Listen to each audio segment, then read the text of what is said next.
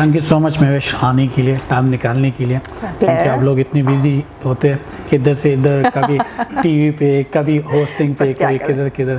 तो again thank you so much आने के लिए और हमसे इश्क के ऊपर बात करने के लिए। बस क्या ना, आजकल हालात ऐसे हैं कि इश्क पे बात करना बड़ा ज़रूरी हो गया। नहीं, बहुत ज़रूरी है ज़िंदगी में रहना है तो इश्क बहुत ज़रूरी है। यस, ये जो आप माशाल्लाह हर टाइम इतने खुश नज़र आती है, उस खुशी का राज क्या है? बड़े ही मेरे दिल के करीब वाला ये क्वेश्चन है। हाँ। और ये ऐसा क्वेश्चन है जिसका जो आंसर है वो तकरीबन मेजॉरिटी जानना चाहती है कि महविश हमेशा इतना खुश क्यों रहती है। ठीक है। एक जिस फील्ड से मैं हूँ, मीडिया से ताल्लुक़ है, एंकर पर्सन हूँ, डेली उठना, मॉर्निंग शो करना, बड़ी हेक्टिक रूटीन हो जाती है। फिर जब आपको इतने ज़्यादा लोग जानते हैं, आपकी मतलब आप नहीं रहते, आप पब्लिक फिगर हो जाते हैं, आप पब्लिक प्रॉपर्टी बन चुके होते हैं। तो इस सारे सिनेरियो में खुश रहना ये एक बड़ा मुश्किल टास्क होता है। और महविश हमेशा इतना खुश रहती है, कैसे रहती है, क्यों रहती है, व्हाट्स रीजन बिहाइंड, तो ये सब जानना चाहते हैं। तो मैं इसमें मेरा एक ही जवाब होता है ज़्यादातर, जो मैं अगर आसान और शॉर्ट करके जवाब देती हूँ कि मैं जो अंदर से हूँ, दिल में जो मेरी बात है वही मेरी ज़ुबान पे आप देखेंगे। मुझे अगर किसी से कोई लेना देना, कोई बात नहीं करनी, कोई अगर मतलब फील्ड से रिलेटेड या वैसे कोई काम नहीं है तो मैं कभी उसको पॉइंट आउट नहीं करूँगी। ठीक है। और अगर कोई मेरे साथ बुरा कर भी रहा है तो मैं उसको बुरा नहीं कहूँगी। ठीक है। मैं कोशिश करूँगी कि मैं उसके साथ अच्छे ही तरीके से बात करूँ, अच्छे से मैं पेश आऊँ। तो मेरी जो खुश रहने के रीज़न है वो ये कि मैं अपनी हद तक रहती हूँ, अपनी ज़ात तक रहती हूँ। कोई क्या कर रहा है, क्यों कर रहा है, कैसे कर रहा है, मेरे साथ क्यों ऐसा कर रहा है, या मुझे बुरे अल्फाज में या मुझसे जेलस क्यों हो रहा है, आई डोंट केयर। महविश है, बस महविश है। महविश अपने टाइम को एंजॉय कर रही है, अपने काम को एंजॉय कर रही है, बस महविश खुश है, किसी से कोई लेना देना नहीं। तो मेरे खुश रहने की जो वजह है, और मुझे मोस्टली कहते भी हैं, आप लोग बुढ़े होते हैं, आप दिन ब दिन जवान होते जा रहे हैं। तो मैंने कहा उसके पीछे भी वजह ये कि मैं खुश रहती हूँ। तो खुश रहेंगे, पॉजिटिव रहेंगे तो आप खूबसूरत भी लगेंगे, आप खुश भी रहेंगे। आपको जितनी भी देखिए प्रॉब्लम सबकी लाइफ में होती है, मेरी जिंदगी में भी तो होंगी, लेकिन मैं उसको शो नहीं करवाती। मैं उन प्रॉब्लम का सलूशन निकालने की कोशिश करूंगी। अगर आप हल की तरफ जाएंगे, जिस प्रॉब्लम का हल नहीं वो फिर प्रॉब्लम नहीं, हर मसले का हल होता है, हल करते हैं। तो हल करते हैं, जिंदगी को एंजॉय करते हैं और हम खुश रहते हैं। चलो, बहुत बहुत शुक्रिया, आप लोग इतना खुश रहते हैं। यस, और मैं कोशिश करती हूँ लोगों को भी खुश रखूं। ये जो आपने एक लफ्ज़ यहाँ बताया हुआ है, और इसको थोड़ा सा और मजीद, हम पब्लिक प्रॉपर्टी बन जाते हैं। सो हम जो फिर करते हैं वो पब्लिक के लिए करते हैं। हाँ, मोस्ट ऑफ द टाइम ऐसा होता है कि हम जो कर रहे होते हैं, खासकर अगर हम मीडिया की बात करें, जैसे हम प्रोग्राम कर रहे होते हैं या उसमें हमें जो कुछ करना है, दिखाना है, वो पब्लिक के लिए, तो उसमें अब मुझे लगता है हम पे ना बहुत बड़ी जिम्मेदारी आ जाती है, क्योंकि पब्लिक हमें कॉपी करती है, फॉलो करती है। हम जो बोल रहे हैं, हम जो कर रहे हैं, वो जो जब उन्हें सुनती है तो वो उन्हें कॉपी करने की, फॉलो करने की कोशिश करते हैं। तो वो एक बहुत बड़ी जिम्मेदारी कि मैं जो बोल रही हूँ ना, या जो जिस चीज़ पे मैं बोल रही हूँ, या जो मैं पोस्ट कर रहा हूँ, उससे किसी पे कोई नेगेटिव इम्पैक्ट ना जाए, किसी की लाइफ जो है ना वो ख़राब ना हो, या उस चीज़ को वो फॉलो करके कोई गलत डायरेक्शन की तरफ ना चला जाए। तो ये पब्लिक प्रॉपर्टी होना आसान काम नहीं है। जो हम दिखाते हैं जो मुख्तलिफ चीज़ों में, या हम सॉर्ट ऑफ इन्फ्लुएंसर है या ब्लॉगर है। इन्फ्लुएंसर्स, ब्लॉगर की अगर मैं बात करूं तो ये लोग जो दिखाते हैं, माजरत के साथ, मैं अपने प्रोग्राम में भी इस पे बात कर चुकी हूँ कि ये जो दिखाते हैं वो अपने लिए दिखाते हैं, वो अपने लिए दिखाते हैं। हम जो बात करते हैं या जो दिखाते हैं वो पब्लिक के लिए होता है। उसमें हमारी अगर एक्चुअल में लाइफ देखे, तो मेरा भाई एक से मुझे तंग करता है, कहता है तुम जिस तरह की हो ना, मैं भी फोटो बना के, वीडियो बना के सोशल मीडिया पे डाल दो, ये तुम लोगों की एंकर। तो जो हम दिखा रहे कर रहे हैं, ये एक्चुअल में पब्लिक के लिए होता है, उनकी अवेयरनेस के लिए होता है, उनकी सेल्फ ग्रूमिंग के लिए होता है। लेकिन जो आपने इन्फ्लुएंसर्स की या व्लॉगर की बात की है, इनके मैं मोस्टली जो ऐसे हैं व्लॉगर्स या इन्फ्लुएंसर्स, मैं सॉरी टू से मैं उनके अगेंस्ट हूँ, बिकॉज वो जो बोल रहे हैं, जो वो दिखा रहे हैं, वो अपने फ़ायदे के लिए, अपने मुफाद के लिए वो कर रहे होते हैं। ऑडियंस से उन्हें कोई लेना देना नहीं। आप उनका कंटेंट उठा के देख लें, जो वो बात कर रहे हैं, जो वो दिखा रहे हैं, आप उसको उठा के देख लें। इससे हमारे जो एक मिडिल क्लास, एक अगर मैं उनकी बात कर लूँ, उससे कोई लेना देना नहीं है। उसे वो क्या दिखा रहा है, क्या बोल रहा है, क्या कर रहा है, इससे उसको कोई फ़ायदा नहीं हो रहा। उल्टा वो डिप्रेस हो रहा है कि भाई ये चीज़ मेरे पास क्यों नहीं है, मैं ऐसा क्यों नहीं कर सकता। जो हम खुद करते हैं उसका क्या करें? हम क्या करें, हम जो दिखा रहे हैं हम वो देखें। मेरा आप सोशल मीडिया उठा के देखें, मैं जो प्रोग्राम होते हैं उसमें उठा के देखें, इवन हम जो मॉर्निंग शो में ड्रेसिंग जो हम कर रहे होते हैं आप उसको उठा के देखें। एक मिडिल क्लास और लोअर मिडिल क्लास जो तबका है वो उसको अफोर्ड कर लेगा। आप माजरत के साथ दीगर मॉर्निंग शोज़ को आप उठा के देखें, उनमें जो एंकर्स ने ड्रेसेस जो किए हुए होते हैं, पहने हुए होते हैं सुबह सुबह मॉर्निंग शो के अंदर, एक मिडिल क्लास औरत या हाउस वाइफ जो है वो उस शो को देख के सोच रही होगी सारा दिन ये सूट मैं कैसे खरीदूं। अब हस्बैंड घर आएगा तो उससे लड़ाई शुरू हो जाएगी, मैं सूट लेना ही लेना। वो कहेगा भाई मेरी जेब इजाजत नहीं दे रही, मैं तो 20-25 हज़ार का सूट कितों ले आके दिया। तो हम में फ़र्क है, हम जो दिखा रहे होते हैं, जो बोल रहे होते हैं, जो कर रहे होते हैं उसमें आवाम को फ़ायदा होता है, वो हमारा दिखावा नहीं होता, अवेयरनेस होती है। ठीक, चलो ये अच्छी बात है। तो इश्क के ऊपर बात करने हैं। इश्क, ये जो दुनिया बनी है, शुरू हुई है, ये हुई इश्क से, ये मोहब्बत से तो शुरू हुई है। तो इस पे अगर बात ना करें तो फिर कोई फायदा नहीं। अच्छा, तो इश्क को करने के लिए इश्क को पहले नाकामी जरूरी होती है? इश्क को करने के लिए, इश्क को पाने के लिए इश्क में डूबना, नाकाम होना पड़ता है। मुझे लगता है कि जो इस वक्त अगर मैं हमारी यंग जनरेशन की बात करूं तो इश्क को लेके ना उनका जो कॉन्सेप्ट है, मैं जो समझती हूँ वो काफ़ी हद तक गलत है। क्या है? वो अपनी प्रॉपर्टी समझते हैं सामने वाले को। मैं कहूँ दिन है तो वो कहे दिन है, मैं कहूँ रात है तो वो कहे रात है, मैं कहूँ खाना है तो वो कहे यस, मैं कहूँ नहीं तो वो कहे नहीं। मतलब वो हर चीज़ को अपने मुताबिक लेके चलना चाहते हैं और एक दूसरे को अंडरस्टैंड करने में ना काफ़ी हद तक वो लोग नाकाम हो रहे हैं। मतलब प्यार, इश्क, मोहब्बत, इसका क्या मतलब है? एक दूसरे को ईजी करना, रिलैक्स रखना, मेंटली तौर पे, फिजिकल लिहाज से आप उसको कंफर्ट जोन दो। बट राइट नाउ जिसको हमारी जनरेशन इश्क, मोहब्बत, प्यार कह रही है ना, ये एक्चुअली में कब्जा है, ये प्यार नहीं है। अगर वो इस चीज़ को पढ़ें, अगर हमारे जो बुज़ुर्ग गुजरे हैं या जो इश्क मोहब्बत पे बात करते रहे, बहुत बड़ी हस्तियाँ गुजरी, आप उन पे अगर देखें तो उन्होंने किसी को कंट्रोल नहीं किया, हाईजैक नहीं किया, कब्जा नहीं किया, फ्री हैंड दिया।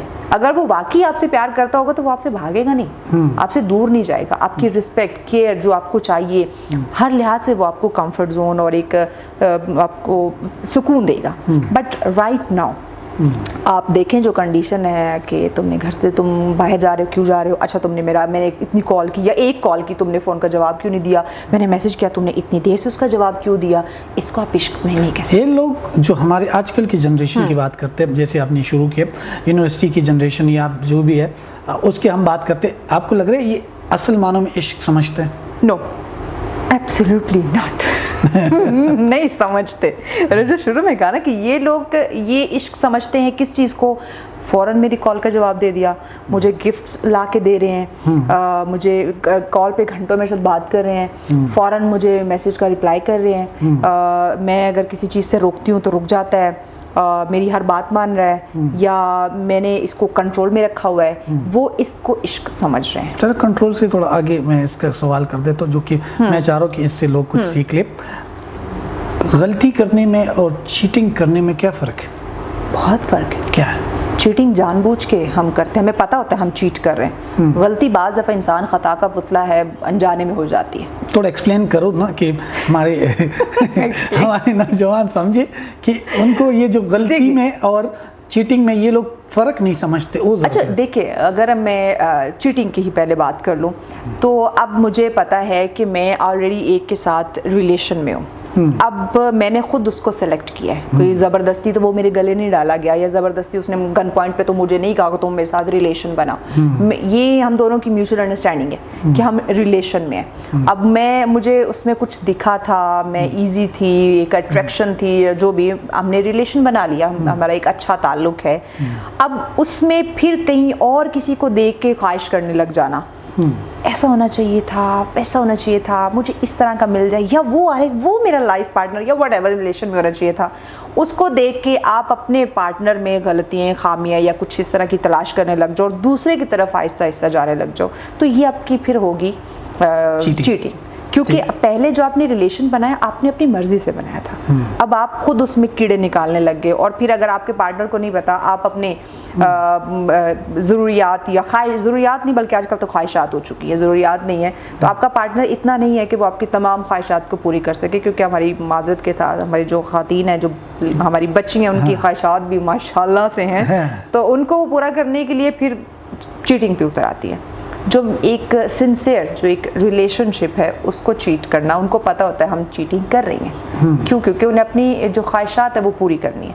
और अगर मैं गलती की बात करूँ, गलती आप उसको कह सकते हो कि आप इतने मैच्योर नहीं हैं, तो कहीं ना कहीं किसी ने आपको, क्योंकि औरत की अगर मैं सिर्फ बात कर लूँ तो वो इमोशनली बड़ी वीक है, तो उसको कहीं ना कहीं कुछ ऐसे वर्ड से या ऐसे अपने एक्टिंग से कुछ ना कुछ ऐसा करके उसको कहीं बहकाने की कोशिश करेंगे, तो उस औरत को नहीं पता चला, तो कहीं ना कहीं उससे वो गलती होगी। लेकिन बाद में उसको फौरन रियलाइज हो गया कि यार ये मैंने गलत किया, मुझे ऐसा नहीं करना चाहिए, तो वो वापस उस गलती पे पछताई है, या अपने पार्टनर से उसने डिस्कस कर लिया कि मेरे से ये गलती हुई है, तो उससे बड़ा कोई सिंसियर हो नहीं सकता। तो इसको आप कह सकते हैं गलती, कि उसे अपनी गलती रियलाइज हुई है, वो वापस उसने एक्सक्यूज कर लिया। बट जो चीटिंग है वो जानबूझ के हमारे आज की जनरेशन कर रही है, और उसको वो चीटिंग नहीं समझ रहे। उसको माजरत के साथ अगर वो समझ लेना कि ये मैं चीटिंग कर रहा हूँ, गलत कर, क्योंकि कहीं ना कहीं गलती के एहसास हो जाए ना, तो आप सही डायरेक्शन पे आ जाते हैं, ट्रैक पे आ जाते हैं। लेकिन वो आ वाली बात कि वो चीटिंग को चीटिंग ही नहीं समझ रहे, मतलब उन्हें लग रहा है इट्स नॉर्मल, ये तो कैजुअल, ये तो नॉर्मल है, ये तो पार्ट ऑफ लाइफ है।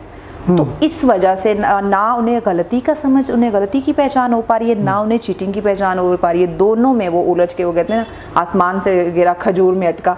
इस वक्त हमारे लोगों की ये कंडीशन है। दैट्स द रीज़न आप देखें हमारे, हम बात करते हैं मेल और फीमेल दोनों की बात करें, दोनों जो है वो सिंसियर रिलेशन को एक कह लें कि तरस रहे हैं, उन्हें नहीं मिल रहा। क्यों? क्योंकि उन्हें गलती और चीटिंग में डिफरेंस नहीं पता चल रहा कि उन्हें कब कहाँ क्या स्टेप लेना है, कब कहाँ उन्हें क्या कैसे रिएक्ट करना है रिलेशन को लेके। गलती हो गई है या चीट कर लिया है, तो अब हमें उसको कैसे वापस अपनी उस एक नहज पे लाना है कि रिश्ता हमारा दुरुस्त हो जाए। तो आप देखिए, अगर मैं शादीशुदा लोगों की बात करूँ, उनमें भी चीटिंग पाई जा रही है, उनमें भी गलतियाँ पाई जा रही हैं। लेकिन कुछ लोग होते हैं वो फौरन, मतलब पछतावे से पहले वो वापस आ जाते, एक्सक्यूज़ कर लेते। बट कुछ लोग आप देखें, अगर आपने रिसर्च देखी हो, हमारे डिफरेंट हम प्रोग्राम में भी ये जिक्र करते हैं कि जो तलाक की शरह है इस वक्त वो सबसे ज़्यादा इसी वजह से हो रही है, ये चीटिंग और गलतियों की वजह से। गलती कहीं ना कहीं वो जो है वो काबिल माफ़ी हो रही है, लेकिन चीटिंग की वजह से, चीटिंग तो जानबूझ के की जा रही और उस वजह से घर ज़्यादा तबाह हो रहे हैं। ज़्यादा तो फिर इस चीटिंग को, या जो हम गलती नहीं समझ रहे, व्हाट डू यू थिंक, आप क्या सजेस्ट करते हैं कि हमें इसमें समझ आना शुरू हो जाए, स्पेशली हमारी यूनिवर्सिटीज़ के जो नौजवान हैं, जिसको हम पढ़ाते हैं, आप लोग एजुकेट करते हैं थ्रू मीडिया, उसके लिए क्या? उसके लिए जो मैं समझती हूँ, जो मैं सजेस्ट भी करती हूँ, बल्कि हम ये प्रोग्राम में भी चीज़ डिस्कस करते रहते हैं कि जहाँ पे हम हमारे यूथ को यूनिवर्सिटीज़ में AI पढ़ा रहे हैं, हम उन्हें सोशल मीडिया का बड़ा ज्ञान दे रहे हैं कि सोशल मीडिया को कैसे यूज़ करना है, आपने कैसे फॉलोअर्स गेन करने हैं, कैसे आपने पैसा कमाना है, हम ये कैसे आपने जो है ना वो अपने आप को रिच बनाना है, बड़ा बिजनेसमैन बनना है। जहाँ हम उन्हें ये सिखा रहे हैं, वहाँ पे हमें उन्हें एक अच्छा इंसान बनने की जो है ना एक अलग से हमें उन्हें एक क्लास, एक तरबियत का एक सिलसिला उन्हें शुरू करना होगा। क्योंकि ये आप तालीम और तरबियत ये हमेशा साथ चलती है। हम तालीम दे रहे हैं, हम तरबियत को भूल गए, तो ये जो चीटिंग और ये गलती का कॉन्सेप्ट है ये हमारी तरबियत में आएगा। और पेरेंट्स समझते हैं टीचर की जिम्मेदारी है, टीचर समझता नहीं मैंने बस सिलेबस क्लियर कराना है और बात ख़त्म। अब वहाँ पे बच्चे की जो तरबियत है ना वो रह रही है। तो मैं समझती हूँ, जो मैं सजेस्ट करती हूँ, जो मुझे लगता है कि ये चीज़ जहाँ पे ख़त्म हो सकती है, पेरेंट्स को अपनी ज़िम्मेदारी समझनी होगी कि माँ की गोद देखें बच्चे की पहली दरस होती है, वहाँ से वो चीज़ें शुरू होती हैं। उसके बाद जो हमारे उस्ताद हैं, टीचर जो हमारे स्कूल कॉलेज यूनिवर्सिटीज़ के हैं, उन्हें समझना होगा कि बच्चे की शख्सियत, उसकी किरदार साजी उसने करनी है। उसमें वो समझाएगा कि आपने, अगर आप किसी के साथ पहले, अगर कोई आपको अच्छा लग रहा है, आप किसी के साथ रिलेशन में आ रहे हैं, आप एक ताल्लुक़ कायम करने जा रहे हैं, तो आपने अपनी रिस्पेक्ट भी देखनी है, अपने सामने वाले को भी समझना है। उसमें गलती और चीटिंग की कोई गुंजाइश नहीं है। जैसा आप चाहते हो कि आपके सामने जो सामने वाला है वो आपके साथ पेश है, तो पहले आपको खुद वैसा बनना पड़ेगा। बदतमीजी नहीं करेंगे, बदतमीजी करेंगे तो बदतमीजी का जवाब बदतमीजी से मिलता है, जैसे को तैसा। ठीक है, बिल्कुल इसी तरह। सो अब मुझे एक और सवाल है, जो अच्छा टॉपिक हमने छेड़ दिया क्योंकि हम चाह रहे हैं बातों से बातें निकलती हैं अभी। जो आपने एक बात की ख्वाहिशात, हाँ, और आप इधर एक और चीज़ आती है इज्जत। अब ख्वाहिशात इज्जत के ऊपर कैसी बारी होगी? अनफॉर्चुनेटली हमने कर दिया कोई बात। इसमें अगर हमने बच्चे की या बच्ची की तरबियत की हुई होती तो उसको समझ होती कि ख्वाहिशात से बढ़ के मेरी इज्जत है। मतलब ये जो दुनियावी चीज़ें हैं, ये जो हम मल्टीपल ब्रांड्स के पीछे या हमारी जो ख्वाहिशात में चीज़ें आती हैं, ये टेम्परेरी हैं, ये बड़ी शॉर्ट टाइम के लिए। बट रिस्पेक्ट, इज्जत जो आपकी है, ये आपको, ये इसकी कोई कीमत नहीं है, ये प्राइसलेस है। अगर हमने ये बच्चों को शुरू से समझाया होता तो वो ख्वाहिशात के पीछे न पड़ते, जो जितना उनको मुयस्सर है वो उसमें खुश रहते हैं। क्योंकि हमने छोटे से बच्चे की ना, वो मुंह से कुछ चीज़ निकालता है ना, बाबा मामा मुझे ये चाहिए, हम फ़ौरन से उसको दे देते हैं और हमें लगता है हम बच्चे से प्यार कर रहे हैं। नो, एक्चुअली राइट नाउ ये जो पेरेंट्स बच्चों के साथ कर रहे हैं, क्योंकि यही हमारी आगे यंग जनरेशन आगे चल के बनती है, और अभी राइट नाउ यही हाल है कि वो जो बात मुंह से निकालते हैं वो फ़ौरन से पूरी कर देते हैं, महंगी से महंगी चीज़ें उनको दे देते हैं। अब मुझे याद है, अगर मैं जब छोटी थी तो मुझे नहीं याद कि हमारे हाथ में कोई महंगा तरीन फ़ोन होगा या इस तरह के टैबलेट्स या बहुत महंगे तरीन कोई खिलौने हमारे पास होंगे, या जो आजकल के बच्चे तो शॉपिंग के लिए भी खुद साथ जाते हैं कि मुझे ये ख़रीदना है। तो मुझे नहीं याद कि हमने कोई इस तरह की चीज़ें कोई ख्वाहिश की होगी और वो हमारी पूरी होगी, जो पेरेंट्स ला के देते थे, ये जो ज़रूरत थी वो हमें मिलती थी। और वही तरबियत देखिए अभी हमारे साथ चल रही है। जो जितनी हमें जिस हद तक चीज़ों की ज़रूरत है वो हम करते हैं, वो जो हमें नीड है, जो खाना पीना पहनना, जो फील्ड की ज़रूरत है या जो हमारी जॉब की एक रिक्वायरमेंट है, उसको उस तक हम ठीक है। लेकिन ज़रूरत से बढ़ के वो ख्वाहिशात, देखिए इंसान जब लालची हो जाता है ना, तो ये लालच उसका ख़त्म नहीं होता। इसकी एग्जांपल्स हमारे पास बहुत है, जो मैं बोलना नहीं चाहूँगी कि आपकी ये जो लालच है ना, आपके बैंक बैलेंस बढ़ भी जाए ना, लालच ख़त्म नहीं होता। तो ये ख्वाहिशात हमारी ना इस वक्त लालच बन, तो ये तरबियत से शुरू हुआ है। तरबियत से शुरू है, बस तरबियत में कमी है। यस, ठीक है, बहुत बहुत शुक्रिया। आपने हर सवाल का बड़ा जमदार और कोशिश की हमने जवाब दिया। कोशिश की कि हम सच बोलें। हम अपने नेक्स्ट सेगमेंट की तरफ जा रहे हैं, जिसका नाम है rapid fire short question. Okay, अगर आपको मौका मिल जाए और एक ख्वाहिश आपकी पूरी हो तो कौन सी ख्वाहिश होगी? अगर मतलब मौका मिल जाए, मेरे पास टाइम कम है क्या? आपको जिन मिल जाए जिसमें, अच्छा मुझे अगर मौका मिले अपनी एक फ़ौरन से एक ख्वाहिश पूरी करने का, तो वो ये होगी कि मैं अपने वालिदैन को एज सून एज पॉसिबल हज के लिए रवाना करूँ। ये मेरी एक दिली ख्वाहिश है। 3 टिप्स जिसकी वजह से कभी मोहब्बत में कमी ना हो। 3 टिप्स। सिंसियर रहें अपने पार्टनर के साथ, अपने जो ख्वाहिशात है उसको लिमिटेड कर दे, अगर हैं तो बिल्कुल ख़त्म कर दें, लिमिटेड कर दें। और अंडरस्टैंडिंग, कॉम्प्रोमाइज़ बाज़ दफ़ा आपको करना पड़ता है। ये अगर आपने कर लिया ना तो आप शानदार पुरसकून रहेंगे। 3 क्वालिटी जो एक मर्द में होने चाहिए। 3 क्वालिटी, पहले ये सिंसियर होना चाहिए। सिंसियर होना चाहिए, क्योंकि आजकल ना आपको सिंसियर मर्द बहुत ही कम जो है वो मिलते हैं। और दूसरी बात, रिस्पेक्ट देने वाला, क्योंकि अगर रिस्पेक्ट सबसे इम्पॉर्टेंट है। ये इधर उधर की चीज़ें पूरी कर दे, वो पूरी कर दे, सरप्राइज़ दे, ये कुछ नहीं है। रिस्पेक्ट देने वाला हो, सिंसियर हो। और इसके अलावा अगर मैं तीसरी चीज़ देखूं कि एक मर्द में क्या होनी चाहिए, वो ये कि आपको अंडरस्टैंड करने वाला। 3 चीज़ें जो एक औरत में होनी चाहिए। शाबाश। 3 चीज़ें, बहुत ज़्यादा डिमांडिंग नहीं होनी चाहिए। ये जो राइट लेफ्ट देख के जो है ना डिमांड करना शुरू कर देती है। कान की कच्ची नहीं होनी चाहिए। ये जो ना माजरत के साथ वो लड़की की खातून की अपनी माँ उसके कान भर रही होती है, फिर इधर सहेलियाँ कान भर रही होती है, तो कान की कच्ची नहीं होनी चाहिए, डिमांडिंग नहीं होनी चाहिए। और फिर जो मर्द के लिए मैंने यूज़ की कि रिस्पेक्ट करने वाले। ठीक है, अगर एक दिन है 24 घंटे, उसमें आपको 6 घंटे एक्स्ट्रा मिले तो क्या करेंगे? मैं नींद करूँगी। मुझे नींद बड़ी प्यारी है, मैं सोऊंगी, सुकून से सोऊंगी। ठीक है, अब इसके अलावा मैंने एक लफ्ज़ या एक सेंटेंस बोलना है, आपके माइंड में जो भी आए कड़ाक के बोलना है। Okay. Pakistani morning show.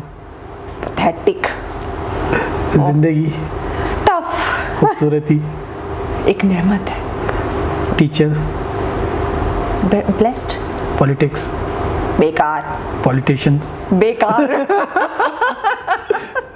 चलो एक कोई मैसेज, कोई भी चीज़ जो अपने ऑडियंस को, हमारी ऑडियंस को देना चाहते हैं, इश्क के ऊपर, ज़िंदगी के ऊपर, जिस भी चीज़ के ऊपर, प्लीज़ बता दें। अच्छा, मेरा मैसेज बड़ा शॉर्ट है, वो यही है कि सबसे पहले तो आप मी टाइम, अपने आप को वक्त दें, अपनी केयर करें, खुश रहें। आपकी मेंटल हेल्थ जो है ना, वो अगर इफ़ेक्ट नहीं होगी किसी चीज़ को लेके तो आप कुछ भी अचीव कर सकते हैं। अगर आपने इधर उधर के लोगों को लेके, चीज़ों को लेके, सिचुएशन को लेके आपने अपनी मेंटल हेल्थ बिगाड़ दी है तो आपने अपने आप को वक्त से पहले ख़त्म कर दिया है। सबसे पहले अपनी सेहत, अपनी केयर, अपनी खुशी इंपॉर्टेंट है। अगर आप खुश हैं तो आप सब कुछ अचीव कर सकते हैं। यही मेरा मैसेज है। Thank you so much. अगर आप खुश हैं तो सारी दुनिया आपको खूबसूरत नजर आएगी। Exactly. बहुत बहुत शुक्रिया, थैंक यू।